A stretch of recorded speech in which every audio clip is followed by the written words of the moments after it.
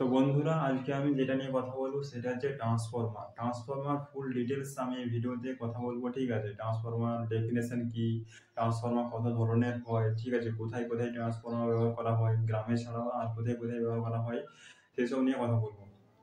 তো প্রথমে চলে আসছি ট্রান্সফরমার ডেফিনেশন। ঠিক আছে, তো ট্রান্সফরমার definition কি? Transformer is a static electric device which transfer electrical energy from one circuit to another circuit without changing frequency and power।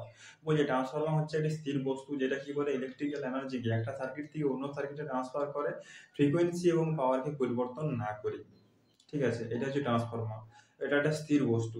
ঠিক আছে, ট্রান্সফরমার অনেক ধরনের হয়, কোর টাইপ হয়, সেল টাইপ হয়। ঠিক আছে, তো কোর টাইপ আমাদের বেশিরভাগ জায়গায়, ঠিক আছে, বড় বড় পাওয়ার জেনারেটিং স্টেশন বা হাই ভোল্টেজ লাইনে আমাদের কোর টাইপ ট্রান্সফরমার ব্যবহার করা হয়। ঠিক আছে, তো এই ট্রান্সফরমার হচ্ছে দুই প্রকার।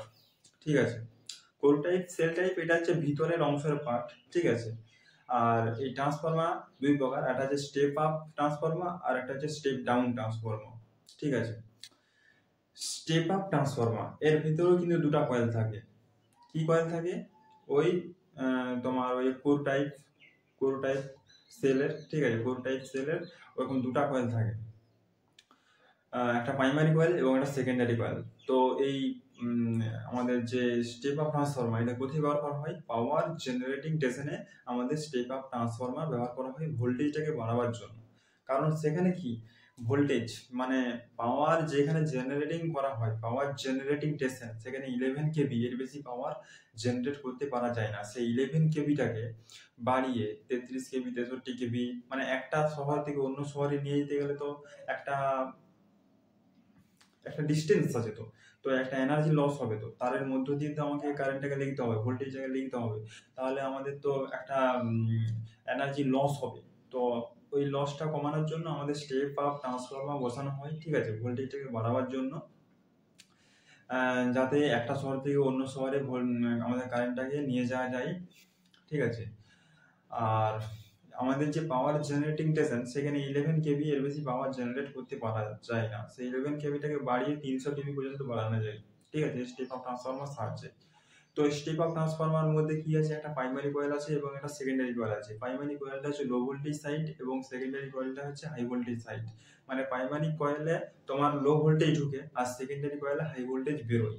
কিভাবে হয়? এটা হচ্ছে তোমার ওই কয়েলের সাহায্যে হয়। মানে প্রাইমারি কয়েলটা হচ্ছে লার্জ নাম্বার অফ টার্নস, এই প্রাইমারি কয়েল হচ্ছে লেস নাম্বার অফ টার্নস, মানে পাক সংখ্যা কম থাকে। মানে হচ্ছে কপারের যে কয়েল আর কি, কপারের তৈরি একটা কয়েল। ঠিক আছে, কপার তার একটা কয়েল করা হয়েছে এবং সেকেন্ডারি কয়েলও আমাদের একটা কয়েল করা হয়েছে ওই কপারের। তো ওখানে কি হয়? ওখানে প্রাইমারি কয়েলে আমাদের লাইনটা এলো, ঠিক আছে, ওখানে লেস নাম্বার অফ টার্ন, মানে পাক সংখ্যা কম থাকবে এবং তোমার সেকেন্ডারি কয়েলে পাক সংখ্যা বেশি থাকে।